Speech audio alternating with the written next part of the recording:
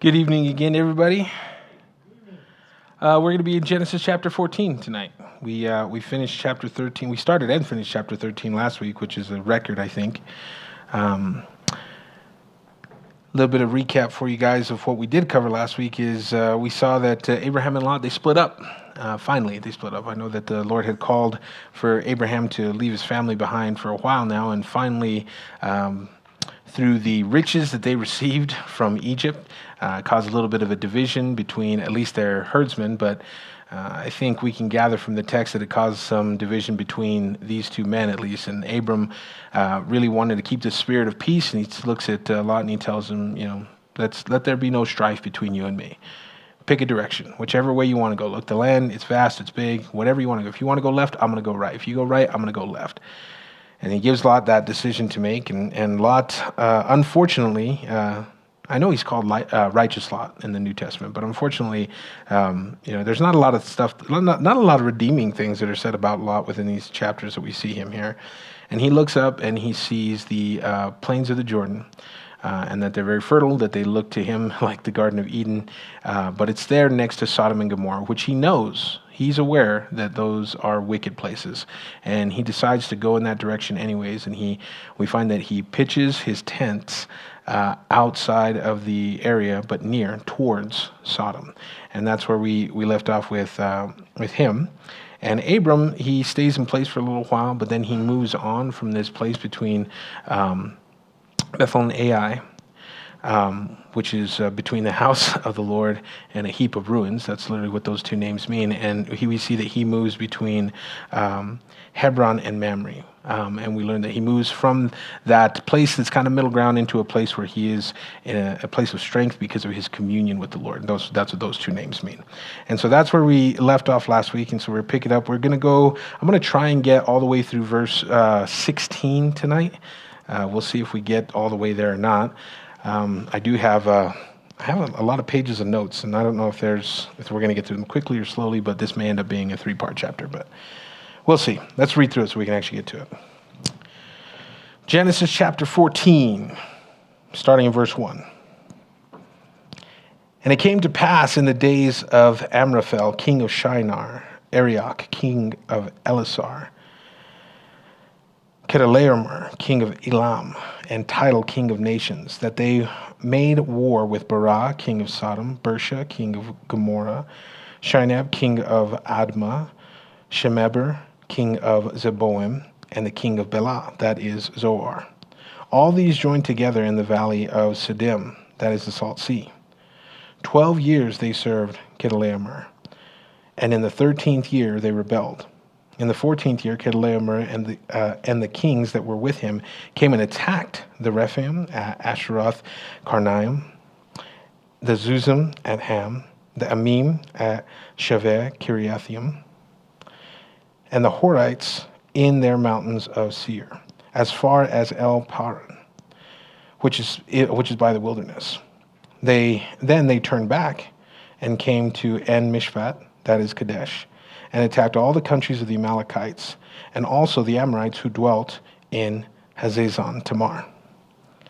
And the king of Sodom, the king of Gomorrah, and the king of Admah, and the king of Zeboim, and the king of Bela, that is Zoar, went out and joined together in the battle in the valley of Siddim, against Chedorlaomer, king of Elam, Tidal, king of nations, Amraphel, king of Shinar, and Arioch, king of Elasar.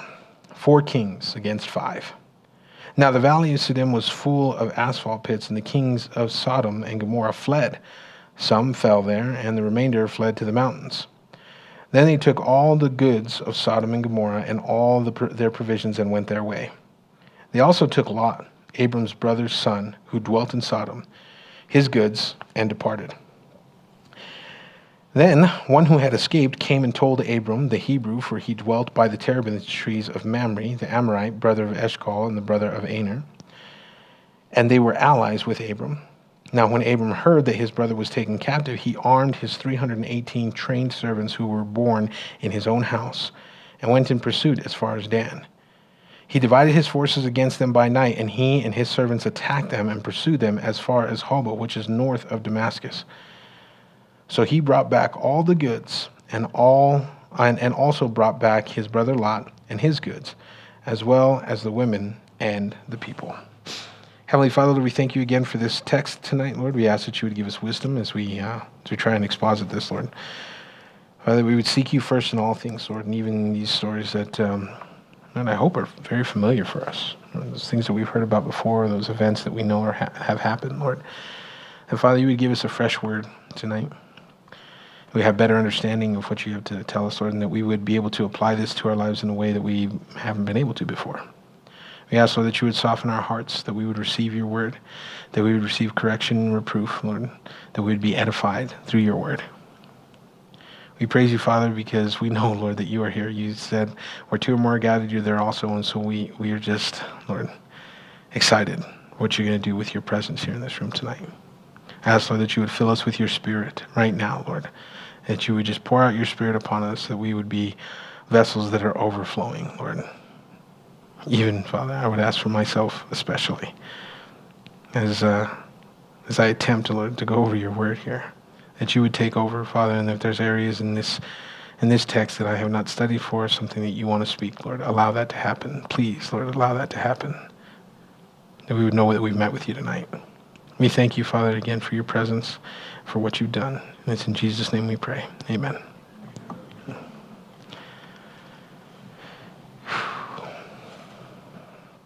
So a lot of names. Kind of felt like I was back in chapter 10 there. There's a lot of names to mess up, but this is an interesting part of the chapter here. I've got it playfully titled on my notes here, World War I ? Because there's a lot of nations that are battling together, and what we're going to see tonight as we kind of break those things down is there's a vast area and a big coalition of both, I guess you would call like allied and enemy forces that come together. I do plan to kind of break down a little bit some of the apologetic information of this and spend a little bit more time on the first couple of verses than I think a lot of people would. I hope that doesn't distract you too much, or if you really hate it, I say just hang in there. Hopefully we'll get to the end of the chapter where there'll be some of the other stuff there for you as well. But we'll read through verse 1 again and just kind of break that down. It says, "And it came to pass in the days of Amraphel, king of Shinar, Arioch, king of Elasar, Kedorlaomer, king of Elam, and Tidal, king of nations." So we get a timestamp, which is interesting because this is kind of the first time that we see in Genesis that we're going to get a good timestamp that we can look back to and kind of search throughout history and see if maybe we can find these people. And what I mean by that is within secular history. And we are going to tie a lot of this to secular history. And I do just want to reinforce this idea that while that's interesting and it's really cool and it's apologetically beneficial, it doesn't really matter. Like, we know that these things happen. We know that these people existed because the Bible says it. The Bible is the Word of God, obviously our number one source that we go to look for truth. And so it's all within there. But there's also these cool things, these breadcrumbs that are left all throughout history and around the world and through different archaeological sites and stuff like that we can kind of look at these things and say, okay, this really did, in fact, happen. We have evidence that you can hold in your hand. You can look at that stuff and you can say, this did happen. And so we're going to look at some of that stuff here. These kings that are mentioned here, as they are in the same way we get an order that they're mentioned in, it does not look like they're mentioned in the order of importance. Honestly, it kind of looks there like they might be mentioned in alphabetical order.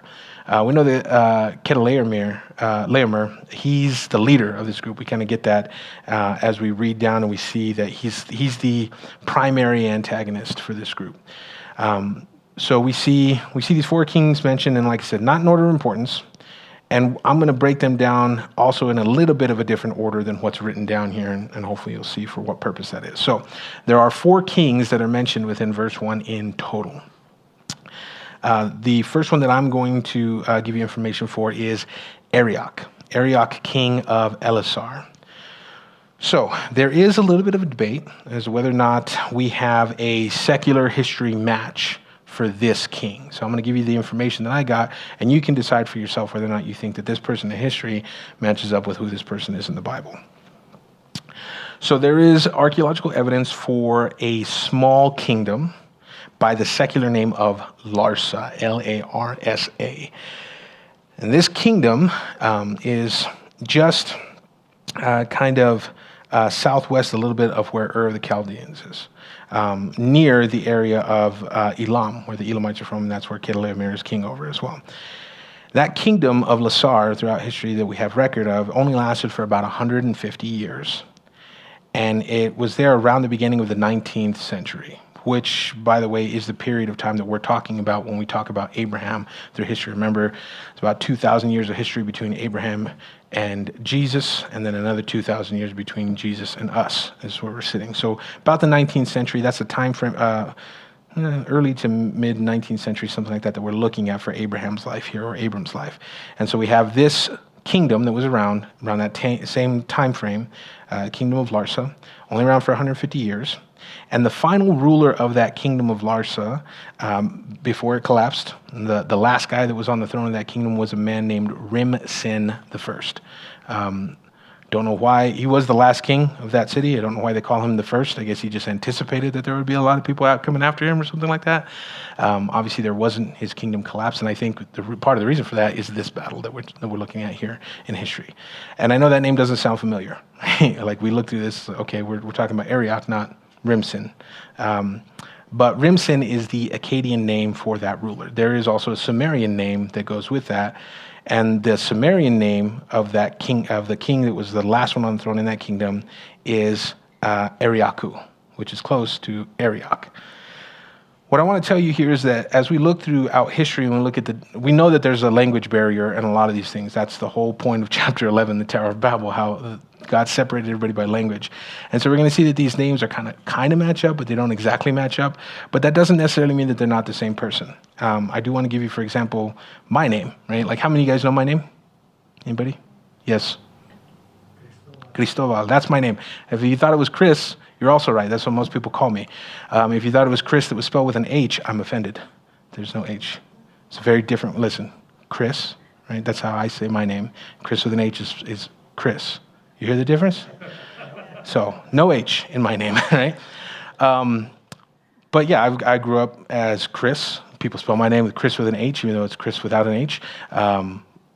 Sometimes I've been called Christopher, right? Some people have said, what is your name Christian? Because there's all these different mixes of the same name, really, is what it can be. And so as you move through different language barriers and through different cultures and stuff like that, you get these slight variations of the same name. And I think that's what we're seeing here as we look through the annals of history and we try and match these people up from where they, what it says in the Bible to where they are in history.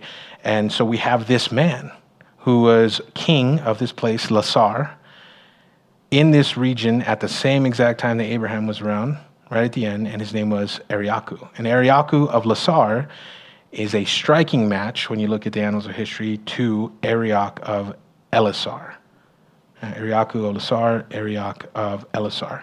It's so striking, in fact, it's so similar that in early scholarship of the 1900s, not 1900 BC, which is the time frame that we're looking at, but 1900s AD, a lot of the scholarship that was writing about this time period, it was really, really common to equate Rim-Sin the first of Lasar with Arioch of Elisar. Like that, it was just a common thing across the board throughout history that these two people were in fact the same. The Ariaku of Lasar was this man that we find here in chapter 14.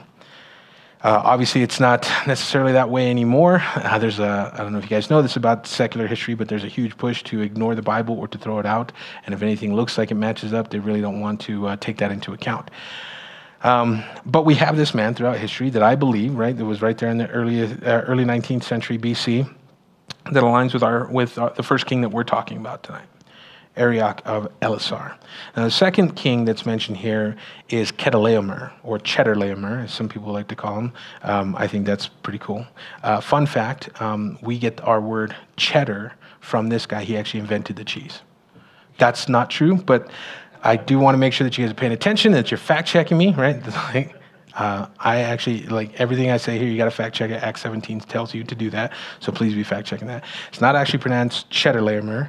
It's pronounced Chedorlaomer, and we know that because most other historical records of this type of name, it's with a K instead of a CH, right? So it's Chedorlaomer, and he, like I said, he's the primary antagonist of our story. Right? If we look at verse 5, there it says, in the 14th year, Chedorlaomer and the kings that were with him. And so we're really kind of paying attention to this guy. He's the primary antagonist. He's the one who's in charge of all these things. Now, the interesting thing about Chedorlaomer is that we actually have zero archaeological findings authenticating this king throughout history. Right? There's no record in any sort of secular history that mentions this Chedorlaomer, at least not yet. And I say not yet because even some of these findings that we're looking at, that we'll look about right now throughout this chapter, they've only come about within the last 10 to 15 years. Like, we live in an incredible time right now with like LiDAR sort of radar where you can look underground and see all these different things that are buried there beneath the earth where other people didn't have a chance to do that. So we don't have any record for Chedorlaomer right now, but I would say it's possible we find some stuff even before some of us kick the bucket. So there's zero archaeological evidence for him throughout the history, but his name can actually be broken down into two parts. The first is Kudur, Kudur, which means servant and I forget the language that's there. It's like a one-off language, like it doesn't have any sister languages around it, and I should have written it down, I didn't write it down, but it's Kudur, means servant. The second half of his name, Laomer, is more properly translated with like that hard G sound in the middle, Lagomer, and that was the name of a pagan god within that region, and the name of that pagan god meant merciless. And so Chedorlaomer, that title means servant of Lagomar, or servant of the merciless god, essentially. So it kind of makes sense that if we're calling him Chedorlaomer here, and that was kind of his MO, that we wouldn't necessarily see that name throughout the records of history. And the other thing is we know that he's the Elamite king. And the Elamite kings throughout history, we really don't have a lot of evidence or record of their names going back because there were several concurrent Elamite kings. So there's a lot of them that kind of ruled at the same time. They had more than one king within that area.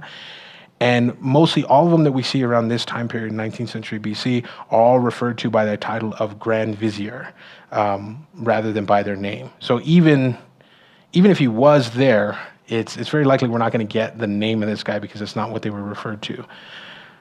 But it does make sense that he would be servant of the merciless god, little g god, because of how we see him act throughout this chapter. We do know that he was the king of Elam, which encompassed Abram's hometown of Ur. I think I've got a map coming up soon. Maybe we'll pop it up real quick. You want to pull up the territory slide there? I know it's a little early on my notes there. Yeah, but we can kind of see here just so you guys can get a picture in your head. We have the ancient area of Elam, which kind of stretched out this whole entire region. And then we have Larsa, which is right here. And if you guys will remember, Ur of the Chaldees was like right in here. And so this guy would have kind of been Abram's kin, at least. Or, I don't know, maybe they went to school together. But they're from the same area, that area of Elam.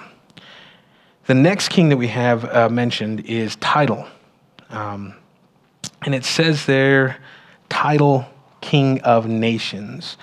Some of your Bibles may have him written down as Tidal, King of Goyim. Now that phrase, King of Goyim, the word Goyim is the Hebrew word for people or nation. So that's why it's translated, at least in the New King James Version, Tidal, King of Nations. Okay?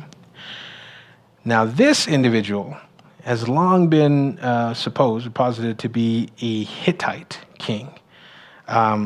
And that's pretty much due to the similarity of his name with several other Hittite rulers that come later during that period. And there is some new evidence. Like I said, we live in a pretty cool time. In 2021, there was some evidence that identified this man, Tidal, on a cuneiform tablet. So Tidal is like an abbreviated name for the Hittite royal name, and I'm definitely going to mess this one up, Tudhaliya. So there's like a long version of that name, and then there's a shortened version of that name. The shortened version of that name would be Tidal. And there was a king of the Hittite kingdom that we have record of, that we can look at cuneiform tablets and see, that was within this area, again, right around that 19th century BC era, that we can kind of match these things up, biblical history with secular history, and kind of look at those things. That clay tablet, that cuneiform tablet that was found, it's from a pre-Hittite Assyrian colony, right? So it's the area and the regions of the Hittite. That's going to be this section up here in the brown. And you'll see that, like, as far as like landmass, that kind of looks pretty large in comparison to some of the other ones that we're going to be talking about. Elam would either be first or second. Maybe they're tied for square footage. But it's a pretty large area for this person to be king over. And the reason that it's notable is because where this clay tablet was found that notes this king, Tudahaliah, I'll spell it out for you, I guess, if you guys need, but they found this clay tablet in an area called Kanesh. Now, Kanesh is notable throughout history as being a multicultural, multilingual location. In other words, many nations. So it's interesting, title, King of Nations, right? So there was a lot of people within that area that even spoke different languages, and this man whose name kind of matches up within the secular records that would be from this area. So we have this interesting coalition of three areas that are kind of close to each other, and then kind of a auxiliary campus off to the side there. Now, the last person that we're going to talk about that's listed in verse 1 is this king Amraphel. And I've purposely put him last despite the fact that he's first within this text because I think this guy kind of ties everybody else together. There's someone who's relatively famous throughout history that I think actually ties pretty closely to this person that we see within the text of the Bible. So, most Old Testament scholars believe that this man, Amraphel, is actually King Hammurabi of Babylon. And a lot of you guys would probably know who Hammurabi is. There's Hammurabi's Code, which kind of made famous one of the sayings that's even within the Bible, eye for an eye, tooth for a tooth. There is a large stele called Hammurabi's Code, where there's a lot of laws written from Hammurabi. We talked about him when we were talking about the Tower of Babel, and it is believed that he did try to rebuild that tower at one point. But there's a lot of stuff in the historical record about Hammurabi. But again, right, there's that name difference. We have Amraphel and Hammurabi. Doesn't necessarily sound exactly like each other. So here's some of the connections. Amraphel, we get from the information here, is the king of Shinar. Now we know that Shinar was the place, at least the plains of Shinar is the place where the Tower of Babel was constructed. So if we look at Genesis chapter 11, verses 1 through 4, which we had gone over on Wednesday night before, it says, "Now the whole earth had one language and one speech, and it came to pass as they journeyed from the east that they found the plain of the land of Shinar, and they dwelt there. Then they said to one another, 'Come, let us make bricks, bake them thoroughly.' They had bricks for stone, they had asphalt for mortar, and they said, 'Come, let us build ourselves a city, a tower whose top is in the heavens. Let us make a name for ourselves, lest we be scattered abroad over the face of the whole earth.'" So we got the plains of Shinar, we get the bricks that they're making. Shinar is the place where the Tower of Babel was. We learned in chapter 11 that Babel is synonymous with Babylon. And as a matter of fact, that suffix "on" is not really even added onto that name anywhere else in the Bible until we start to get to the New Testament, because the Greeks like their suffixes. But it's this area. Amraphel is the king of Babylon. We know that Hammurabi was also a king of Babylon. Okay, so this area of the Shinar is the same exact location. The common spelling of the name Hammurabi is actually rendered Amurapi, Amurapi.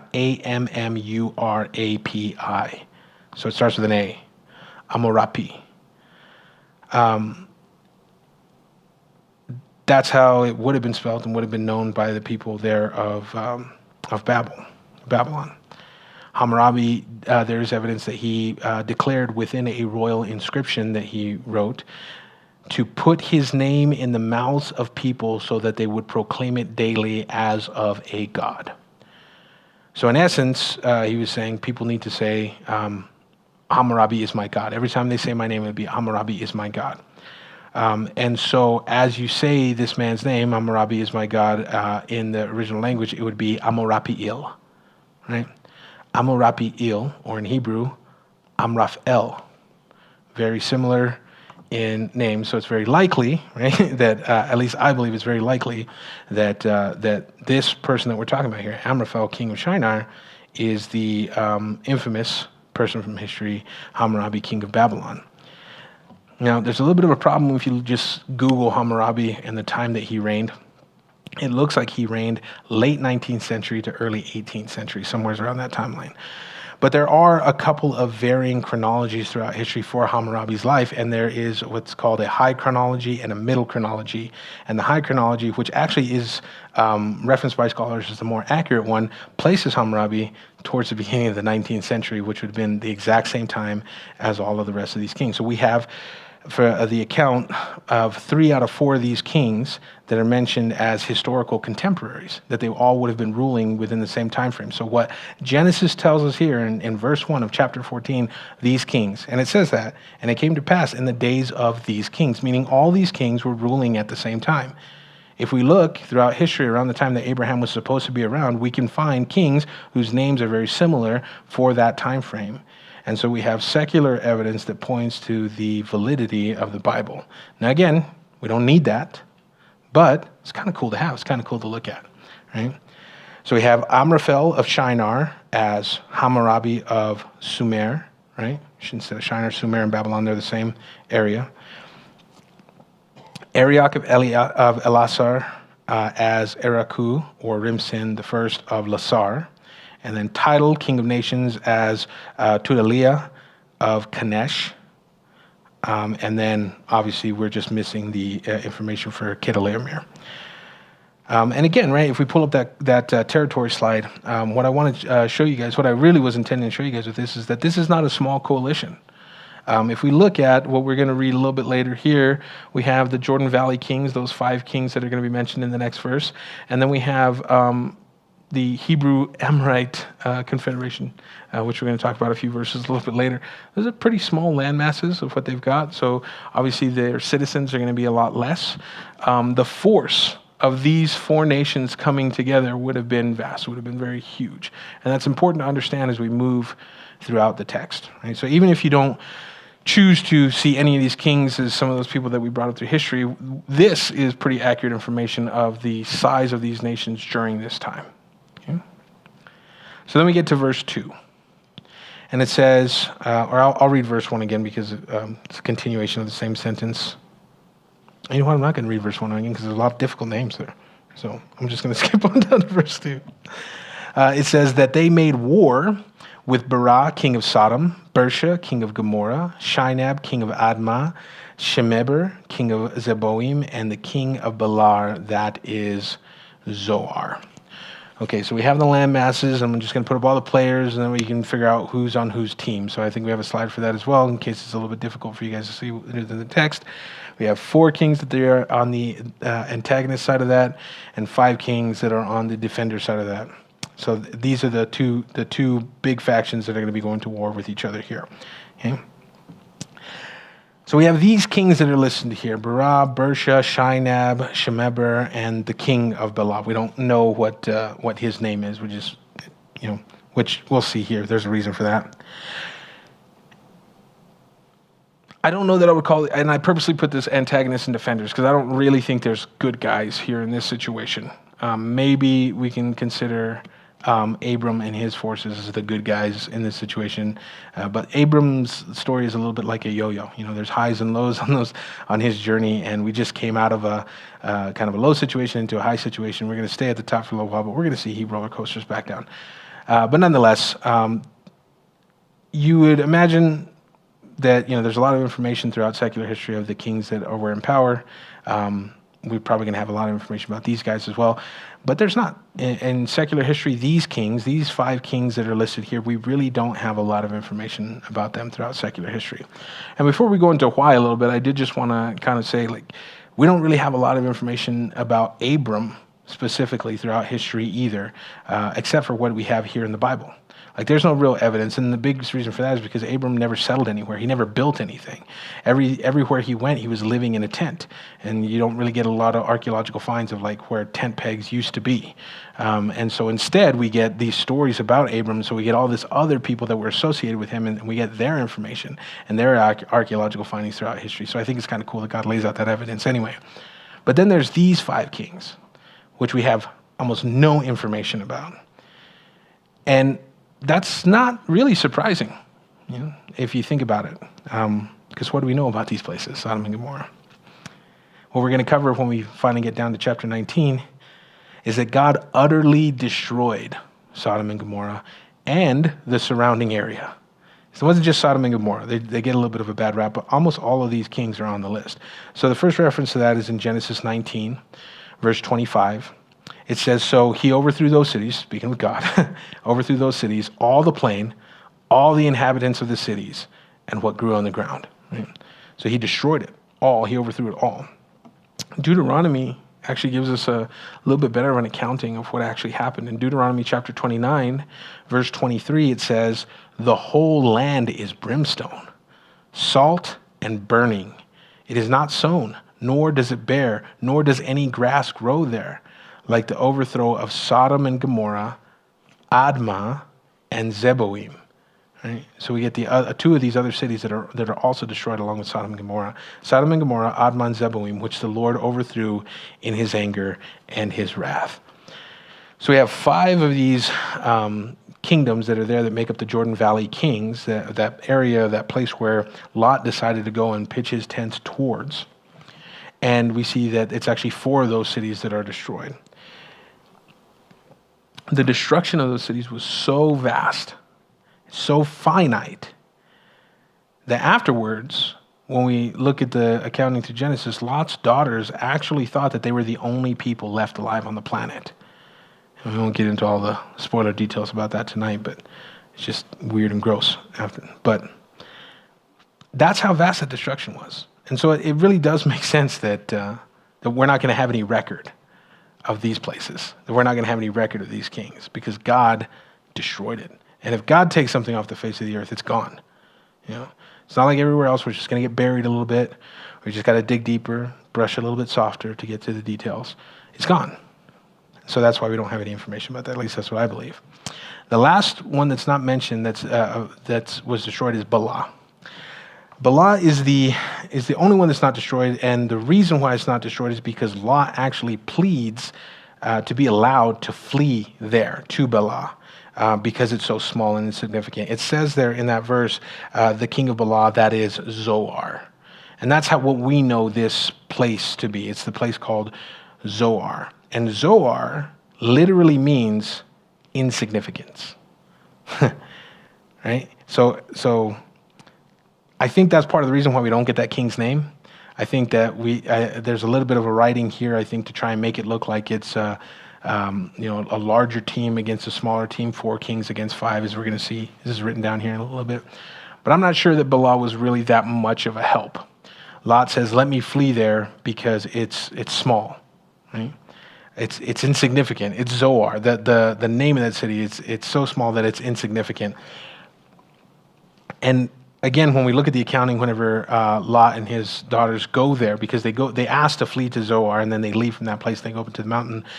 Apparently it was so small that there was no inhabitants that were actually there during the destruction of Sodom and Gomorrah, which means that if there was some party going on in Sodom and Gomorrah, they literally cleared out the town of Zoar to get all of the inhabitants to go over to these other cities where they would be destroyed. So there's nobody in that city when Lot and his 2 daughters get there. So it's very small, very insignificant. So probably wasn't a lot of help within this battle.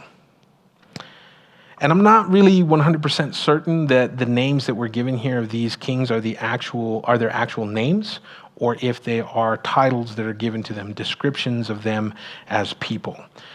Because as we see there, it says Bera, who was the king of Sodom. Bera in Hebrew means the son of evil.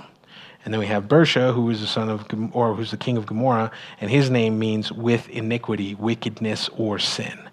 And so I'm not sure that that's what mom and dad decided to call them at birth, or if that's just the reputation that they got over time.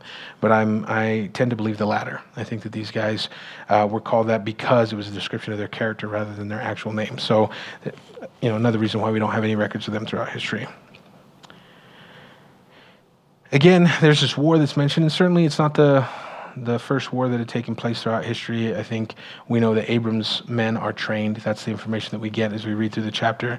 And so there's an understanding that there's going to have to be some team fighting going on, or there's a possibility of some team fighting, or as we would call it, a war that would be going on between these nations. So this war that's happening here, it's definitely not, it's not the first one that happened, but as far as all these military alliances go and these large nations and stuff like that, I think maybe we did get the count wrong. Maybe the last one was World War III, because this was pretty huge and vast and kind of involved the entirety of the world as the world knew it, at the time. And so verses 3 and 4, it says, all these joined together in the valley of Siddim, that is the Salt Sea. 12 years they served Chedorlaomer, and in the 13th year they rebelled. So the stage of this war that we get is the valley of Siddim, and Moses, the author of the book of Genesis, refers to this place as the Salt Sea, which would have been a more accurate description to his generation, to the people that he's teaching this to. And I don't know what the valley of Siddim looked like before Sodom and Gomorrah, right? If it was vast or lush or green or anything like that. But it was called the Valley of Siddim before, and in Moses' time it's called the Salt Sea. And we understand that one of those side effects of that destruction of Sodom and Gomorrah is the salt in the surrounding areas. In fact, as a matter of fact, Lot's wife turns into a pillar of salt because she looks back to see. And so we're going to see this a few times throughout this chapter.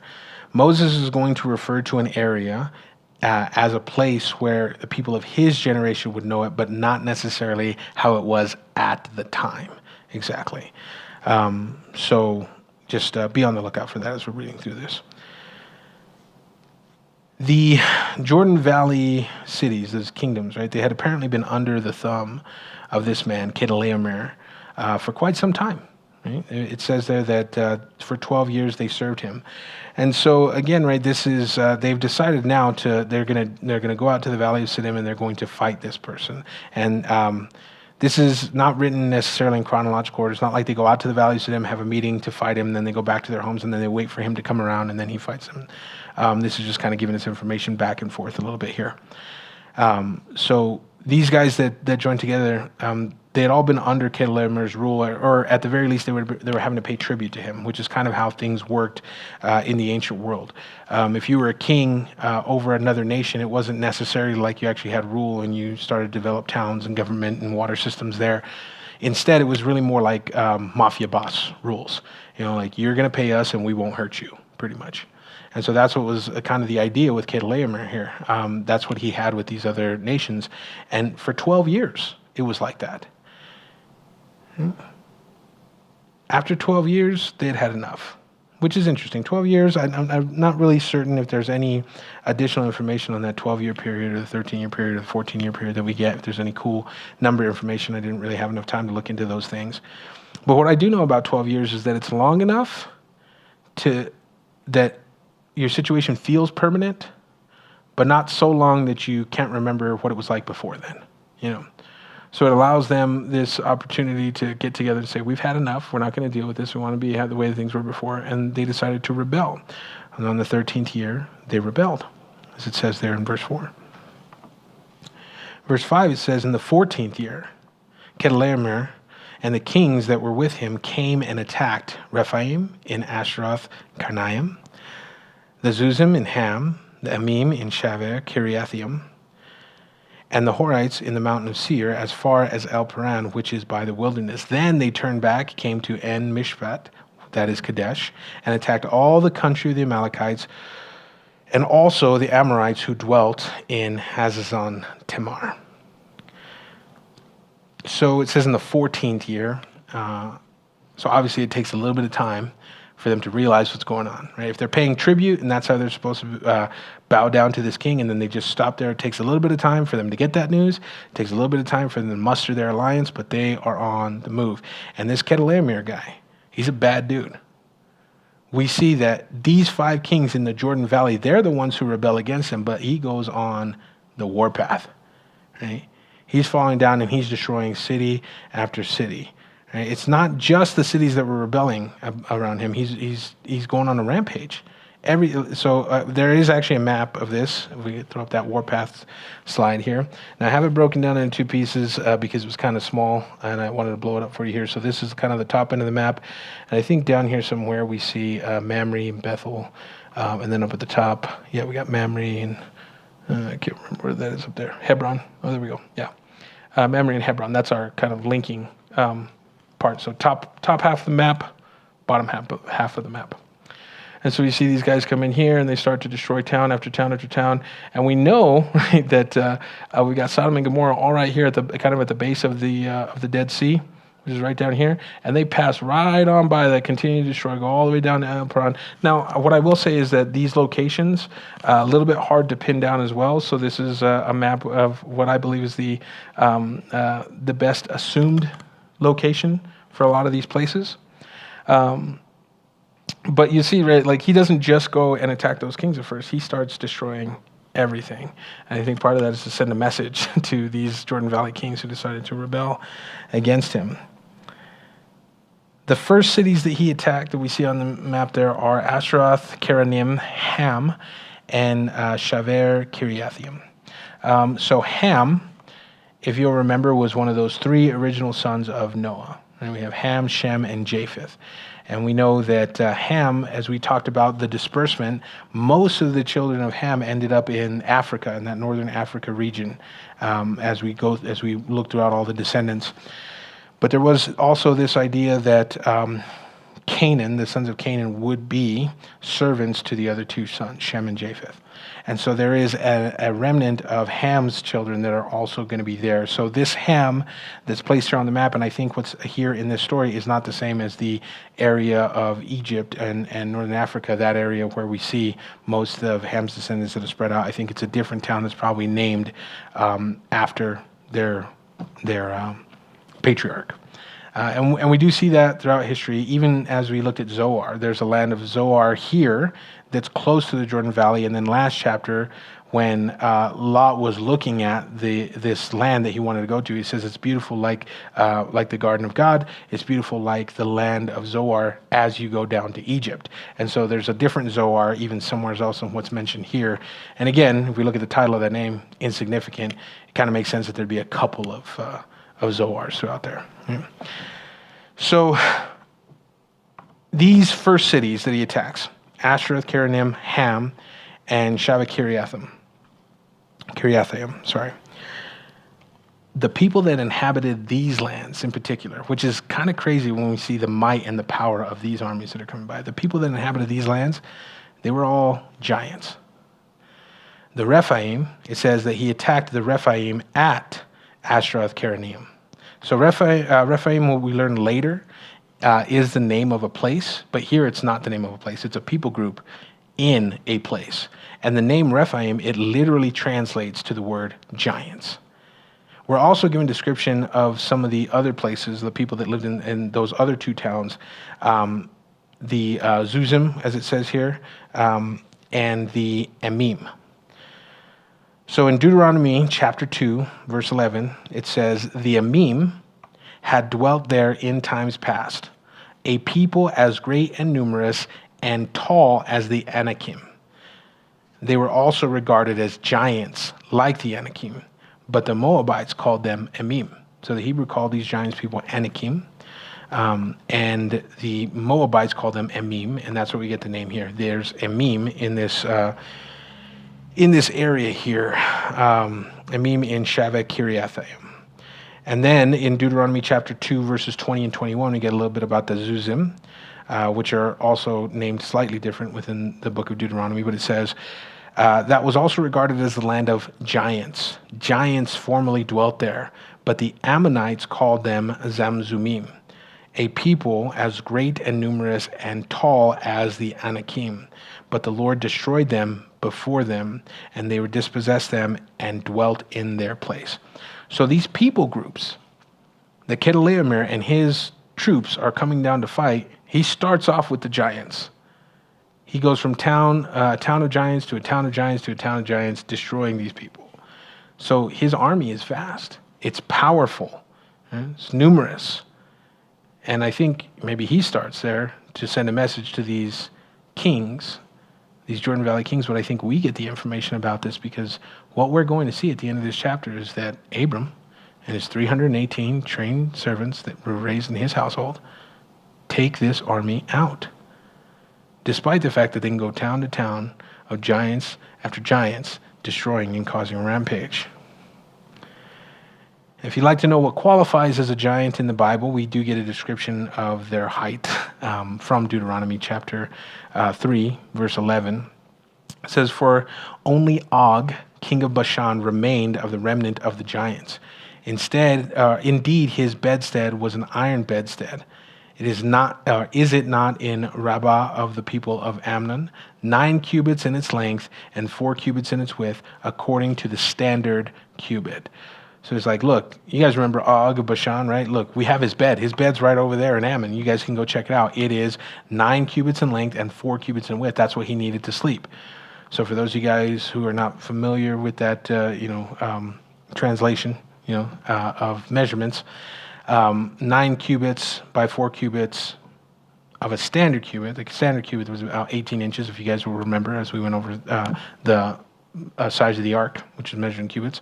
It's about 18 inches for a standard cubit. That means that this man, Og of Bashan, was 13 and a half feet tall, and his bed was 6 feet wide. Right? It's huge. That's these giants that these guys are facing. So it wasn't just like, oh man, he's kind of tall. He's like 6.5 feet. No, giants. Over double what we would consider tall today. That's who they're destroying. They follow along the mountainside. They attack all the people groups all the way. It says they turn back towards Kadesh. Kadesh, again, is a place that we do know later in the Bible. Kadesh Barnea is where Joshua and Caleb will later go in order to get a report of the land with a couple of other spies as they get there. But one thing that I did want to mention here, and we'll move on quickly after this, is that there is a mention. It says they turned back and came to En Mishpat, that is Kadesh, and attacked all the country of the Amalekites. So again, I told you there's going to be a few of these names here that seem a little bit out of place. The mention here of the Amalekites is strange because the Amalekites don't actually exist at this time. If you guys know your history of Israel, the Amalekites are descendants of Amalek, who is the grandson of Esau, the brother of Jacob, if that makes sense. Hopefully that makes sense, right? Like, he was a cousin of a friend of mine who went to school with this other guy. It's one of those like connections. Yeah. So Esau and Jacob. Right? Jacob is Israel. He gets the name changed. He's the one that everybody follows after. Esau is the hairy red dude. His grandson is Amalek. Gives birth to the nation of the Amalekites. That is a long time after Abram. Esau's grandson would be Abram's great-great-great-grandson, I think. I don't know. You can do the math. But there's mention of him here. The nation doesn't exist yet. So what's going on? So again, we find that, right? We find the Amalekites. I think it's in Genesis like 32 or something like that. So quite a few chapters down the road. But again, right, this is, as we're reading this, there's going to be these names that are given here so that the readers of that generation can kind of reference where exactly it is, right? Like I could tell you that the people of Elam, which is in the region, right, in the region of Iran. Well, Iran didn't exist in the time of Elam, but you guys know Iran and that place, especially nowadays, you know where Iran is on the map. And so you can see that's what Moses is doing here. Because it does say here, it doesn't say that they attacked the people of the Amalekites.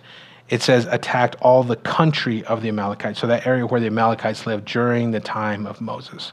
So even though Amalekites don't exist during this time, he's referencing them.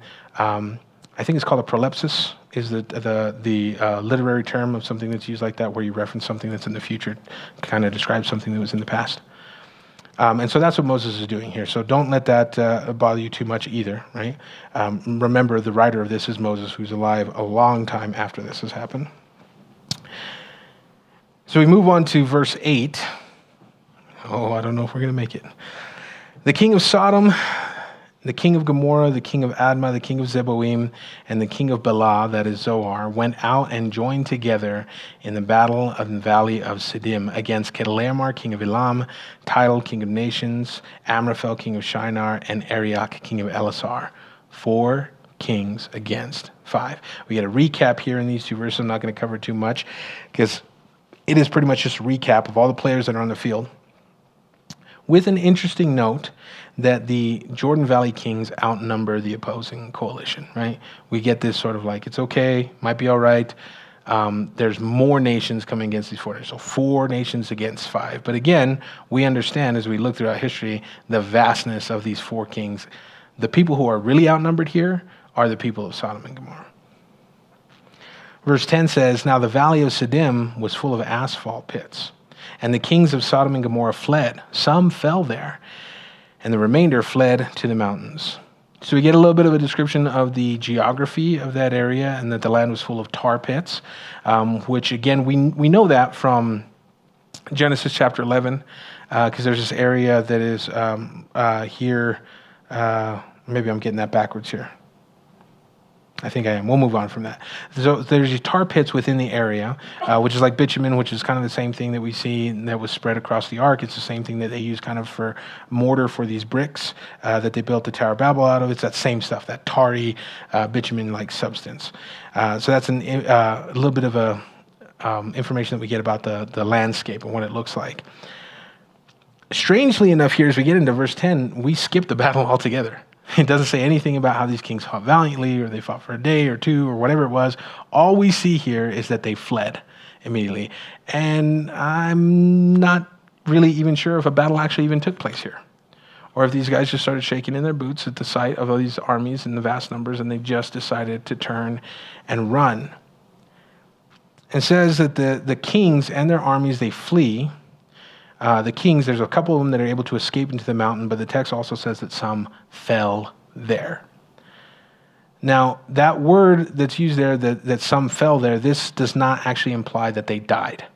The word in the Hebrew that's used there is the word nephal, which you guys may remember when we're talking about Nephilim and what that means. But that word nephal means to fall down or to lie down. It's generally used whenever you're talking about like lying down in worship. We will see just in a few chapters that Abraham is going to fall on his face before the Lord. It means to lie prostrate, just straight on the ground, nose to the ground. That's the kind of fall that it's talking about here. And what this indicates is that either these kings here decided to take their chances in the tar pits as they fall within these tar pits, as it gives us the description of what's there, and they say, they're just going to bet, either I'm going to suffocate in these tar pits or it's going to keep me safe and these guys aren't going to be able to find me. They're playing some sort of game of hide and seek, which may actually be the case, because what we see a little bit later down is that the king of Sodom, he doesn't get captured.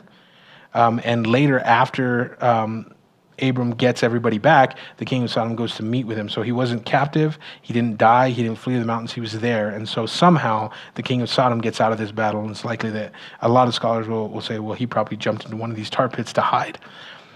But the other option is that, as the invading army is coming in, that these guys just decided, we're done, we're going to fall right here on our knees, we're going to worship these guys, we're going to say we're sorry, we're going to pay whatever tribute we need to pay. And so that's the idea of it, says some fell there. It's not really necessarily that they died or that they were murdered there. But again, ultimately, what I believe all this information is here for is not necessarily just to describe a battle or anything like that, but it's to tell us how grand and how big this army that's coming through actually is, how powerful they really are.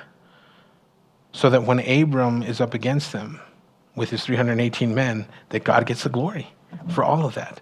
Something that definitely seems impossible. Right? God's going to get the glory because there's really no way. There's simply no other way that Abram would have been able to deal with this situation. Verses 11 and 12 says, I'm going to start with 11. It says, Then they took all the goods of Sodom and Gomorrah and all their provisions and went their way. So they took everything from there. Everything that Lot had bet on.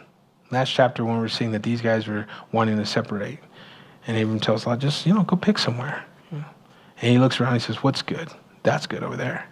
They've got a lot of stuff. There's a lot of security in that area. I'm going to be able to find a good job. I'm going to be able to get water for my animals. I'm going to be able to upkeep with everything that I need. If I got to run down to the hardware store, it's just right there. All those things that he decided that he wanted to get close to, those things that he bet on, the wealth and the security that he chased as he pitched his tent towards Sodom and Gomorrah. All of that was gone in an instant. Everything that he wanted to put his trust in, taken. Here's the application for us. Everything that we choose to lean on, everything that we choose to trust in or depend on, it can vanish. Just like that, if I can learn how to snap. It can just be gone. Whether that's our families, our bank account, our IRA, stock market, Whatever it is that you think that you have that you can find security in, it can go away in an instant. If you don't believe me, ask our good old buddy Job, who had it all, and it was all taken from him in an instant. Everything that we lean on, except God. He's the only thing that we can lean on that will not go away, that will not disappear on us in an instant. He will always be there. So it is imperative for us to place our trust in God, to put him first, to find our joy, our satisfaction, our solace in the one who will never fail. And I say that particularly just because of the time that we're in within this church right now. And I know, that there's some people struggling with that right now. That we're finding it hard, to find joy, to find peace, because something has been taken, something is gone, right? It's a heart check for us, all of those things. Right? And it doesn't matter what that thing is. If it's like, I had all this money in my retirement, and then the bottom fell out, and there's nothing there left, no nest egg for me to go to. Is there something like, I thought I had this business partner that could help me out, and they just vanished, they're gone. If it's a relationship, that you were leaning on, and that's been taken from you. Right? It's in those times that we get our heart checked to understand, right? What am I leaning on? Right? Where do I find my joy? Is it in these things that I've accumulated? Is it in these things that I hope for as I look toward Sodom and Gomorrah and they had everything all there? Or is it God? When I have nothing else, am I going to be able to proclaim, blessed be the name of the Lord? And so Lot, he took his chances here in Sodom and Gomorrah, and everything's gone. Verse 12 says, they also took Lot, Abram's brother's son, who dwelt in Sodom, and his goods, and departed. What we get there in verse 12 is this sad news about Lot, that he didn't stay in his tent facing Sodom, but now he's living in the city of Sodom. Talked about that a little bit last week. Strangely, his tents probably would have been a safer dwelling place during this time. He might have gone to Sodom again, right? As we're looking, that they have security. They got walls. Their city's fortified. If there's a band of raiders that come out, man, we can be safe if I go and live in there. But all that did is it made him a target for this coalition of kings that were coming through to destroy everything. It made Lot a target along with these people. If he would have been in his tents, I think he would have had a better chance. We know because Abram, he lives in tents. You want to put up that first slide of the warpath, the warpath slide that we have there that the kings take? We see that they pass through the area of Hebron and Mamre, right where Abram's at. But they didn't destroy or kill those people. They didn't kill any of the Amorites that were there with them. Why? Because they were living in tents. There was nothing there. They didn't think there was anything to take, Because Abraham was satisfied in what he had. He didn't have to have this, not to offend anybody here or anything like that, but this giant lifted truck, huge tires on it and ground effects lights and all that sort of stuff that kind of invites somebody to want to steal that thing, Part of the reason why I drive around in a 99 GMC, that the tail light falling out. Just not a target, really. That and necessity. But anyway, that's the thing, right? It's like Lot, he wanted security in this big thing that he saw, this wonderful, like walls and city and something that he thought he could find security in, but all it did is it made it worse for him. Abram, who was living on the Lord's provision, moving around, satisfied, not needing a castle, not needing a huge building, and he gets overlooked by the enemy. Right? There's nothing there for him to take, so he goes on. They took Lot captive along with many others. They took him as slaves. And the whole reason that Lot had set off towards Sodom and Gomorrah in the first place is because he had this conflict with Abram over all of his wealth, all of the things that he had accumulated. Everything that he gathered together caused this tension between Abram and Lot. And we talked last week, like their first option was, let's just split up. You go over there and I'll go over here. But you got to wonder, like, was there the conversation? Well, let's get rid of half this stuff. Let's donate it to these people out here. We don't need it. We can work together. We don't need all this stuff. Let's stay together. Was that even a part of the conversation at all? We don't know, right? But I tend to think that Lot and Abram both wanted to hold on to their wealth so much, and Lot is wanting to hold on to his wealth that he decided so much that he doesn't want to be around Abram anymore because he wants to keep his stuff. And now his stuff was taken away anyway. And instead of being able to hang out with old Uncle Abram, who'd taken care of him this whole time, now he's captive, moving off to be a slave somewhere. He didn't get to keep the stuff anyway. So what was the point? If he would have just let go of his earthly wealth, he would have been safe. He would have been able to stay. Matthew 16, verses 24 through 26 tells us, this is from the mouth of Jesus. And Jesus said to his disciples, if anyone desires to come after me, let him deny himself and take up his cross and follow me. For whoever desires to save his life will lose it. But whoever loses his life for my sake will find it. For what profit is it to a man if he gains the whole world and loses his own soul? Or what will a man give in exchange for his soul?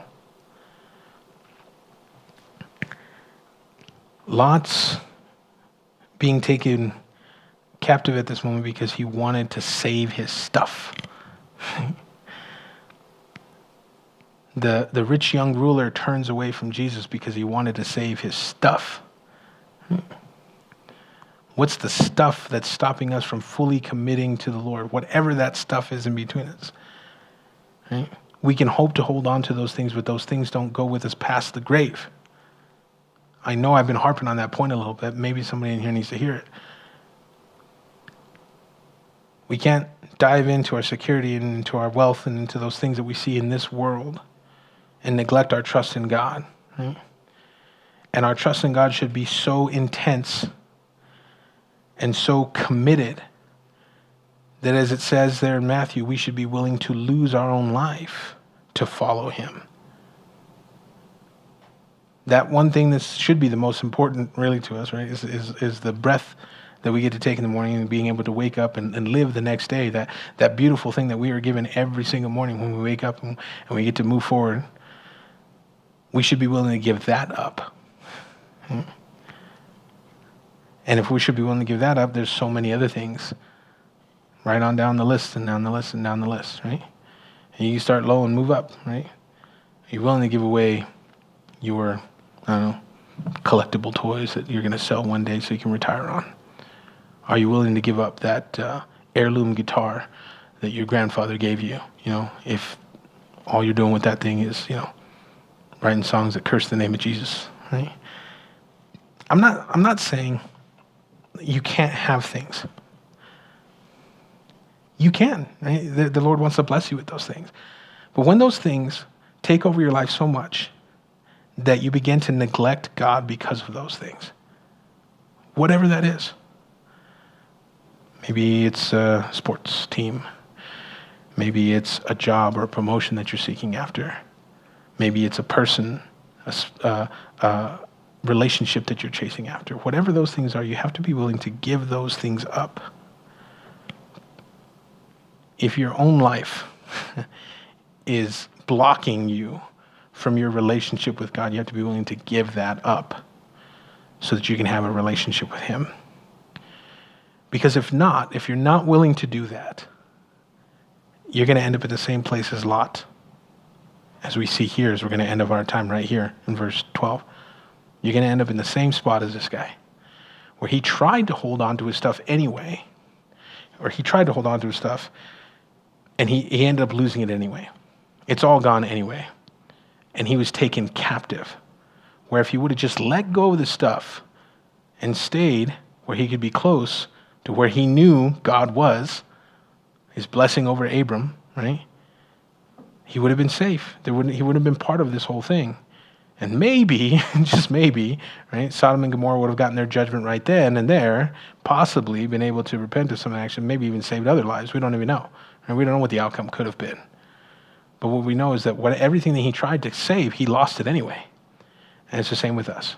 We don't want to be in that situation where we try to hold on to those things. It hurts our relationship with God, and then judgment comes. and everything that we've accumulated, we can't take with us to the grave anyway, and we end up captive. Right? We end up in the fires of hell with the enemy. It's not worth it. Right? Our priority should be on God. So we'll end there. We'll pick it up next week with the rescue. So to be continued on this. Let's pray, and we'll get out of here.